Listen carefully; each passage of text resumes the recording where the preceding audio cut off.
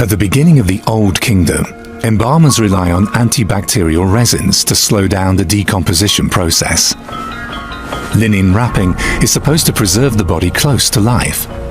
Male genitals, and in women the breasts, are artfully modelled. So are ears, nose, mouth and eyes. Yet, from this period, only a few mummies have survived. One of them is in a museum in Hildesheim, Germany. In 1914, German excavators find a coffin near the pyramids of Giza. It belongs to an official of the 6th dynasty. His name was Idu. It's the start of an adventurous journey for him. Underneath the rubble of a mastaba, archaeologists discovered an access shaft that led to an underground burial chamber. When they opened it, they saw a wonderful cedar coffin. The mummy was still inside. It was the oldest Egyptian mummy found at that time. It was brought overland to Cairo and on to Alexandria. It was then transported by sea to Germany. Alas, when it arrived, it was in a sorry state. It wasn't until 2016 that researchers were able to reconstruct Idu's head with the help of the latest technology and a sculptor.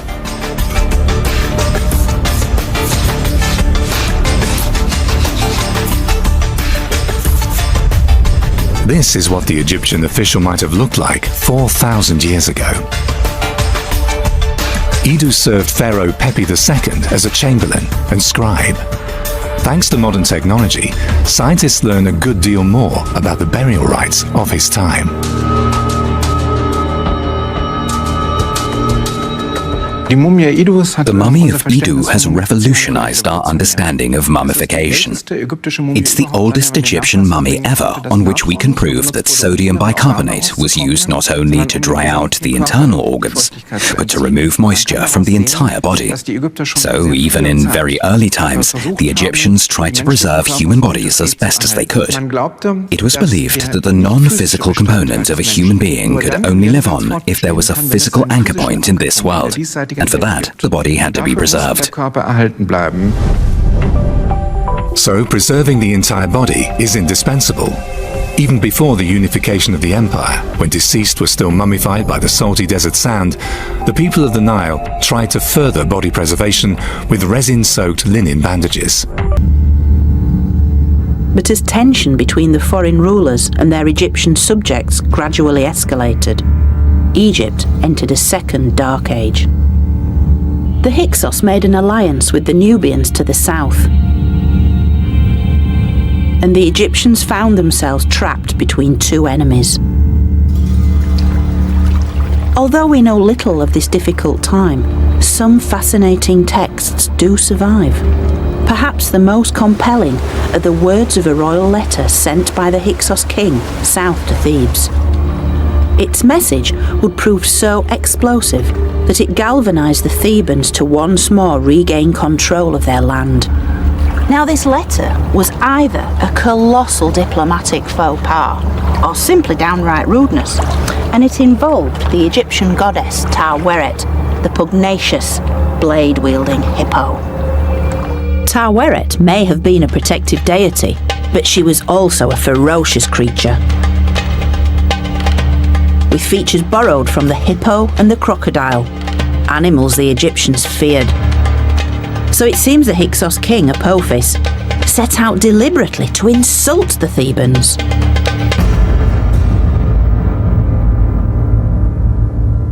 Now the letter takes the form of a complaint in which Apophis is basically complaining that the bellowing of the sacred hippos in Thebes is keeping him awake at night. Expel the hippopotami from the lake. They do not allow me to sleep day or night because their noise is in my ear. Now many have taken this to be a rather eccentric comment, but I think it actually alludes to the powerful women of Thebes. It seems that Apophis is actually comparing the wife of the Theban leader with the feisty hippo goddess herself. And soon it will be the Thebans who would decide that the Hyksos had had their day. They had to go. And soon this war of words had escalated into armed conflict between the two powers.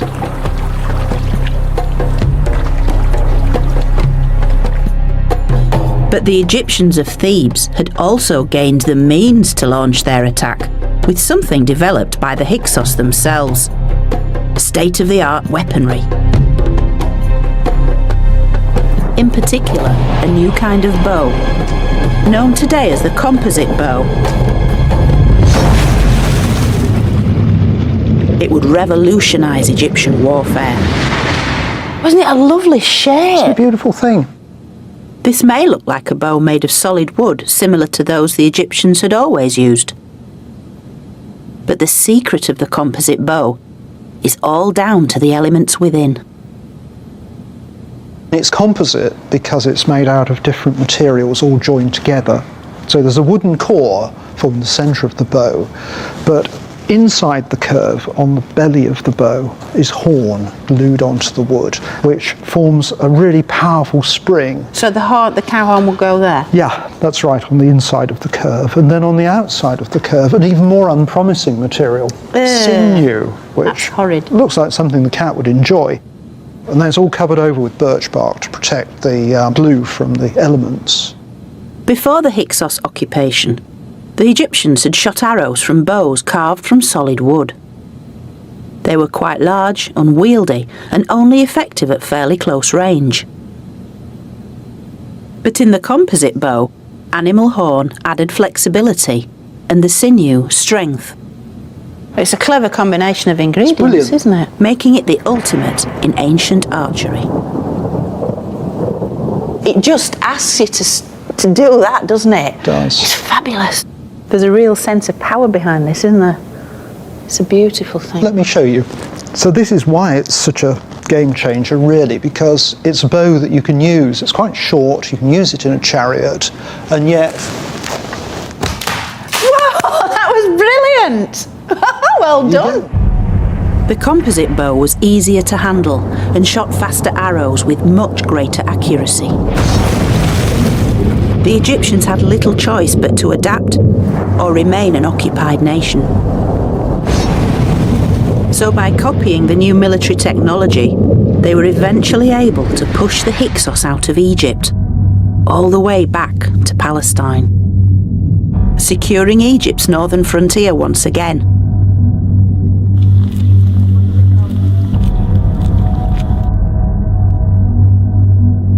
And when the new bow was used in conjunction with the other Hyksos introductions, the horse and chariot, the three combined to express the power and supremacy of Egypt's new Egyptian rulers.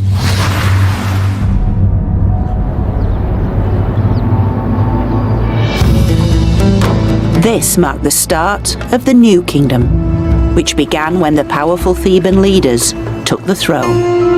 This dramatic rebirth in royal power was mirrored by the rise of Thebes' local god, Amun, based at his cult centre, the Temple of Karnak. And it would be Amun who now protected Egypt and its kings. Yet thanks to the Hyksos legacy, these were a new kind of king. And it's on this temple's walls we can clearly see the effect of the Hyksos occupation.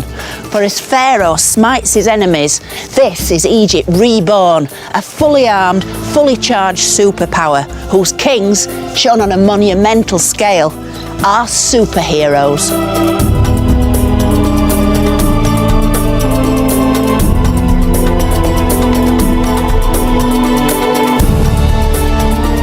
Over some 800 years since the Pyramid Age, Egypt's story had been one of upheaval, collapse, finally rebirth. The Egyptians had reclaimed their culture and entered a truly golden age.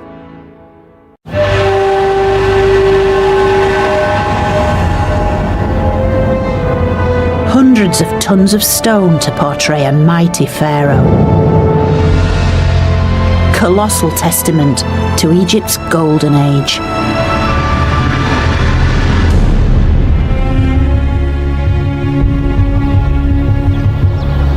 I think it's probably here at the feet of the Colossi of Memnon we get a real sense of who Amenhotep III was.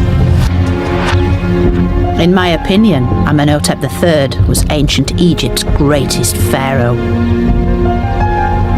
He presided over the zenith of Egyptian culture and civilization. He is the golden age. He is the epitome of everything that made ancient Egypt brilliant. The rise of this great civilization was powered by its extraordinary belief system, where the pursuit of the perfect afterlife was everything. Capable of withstanding disasters and dark ages, to then re-emerge as the most powerful empire in the ancient world.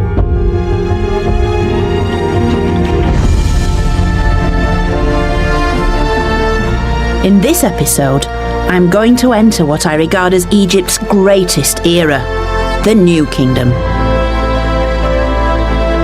Whoa, what an amazing chamber. A time of luxury, grand designs, and unparalleled splendour. Isn't this absolutely beautiful? But like all good things, it couldn't last forever.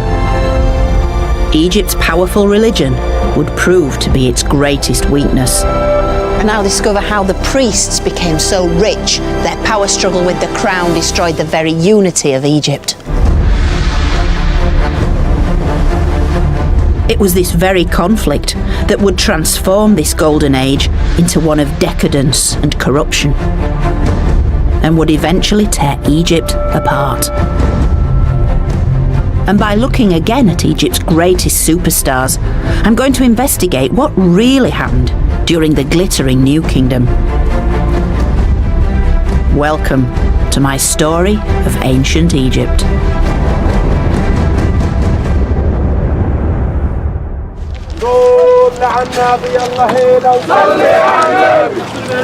The New Kingdom, nearly 3,500 years ago, and the time of Amenhotep III, when Egypt's expression of power and belief reached new heights of enormity. I've joined an international team of archaeologists who are excavating just one of the vast monuments Amenhotep created, his funerary temple. Now, being here, you really get a sense of what it must have been like 3,500 years ago, when this place was a building site, much as it is today. All these statues all around, Amenhotep III's image coming up in their hundreds.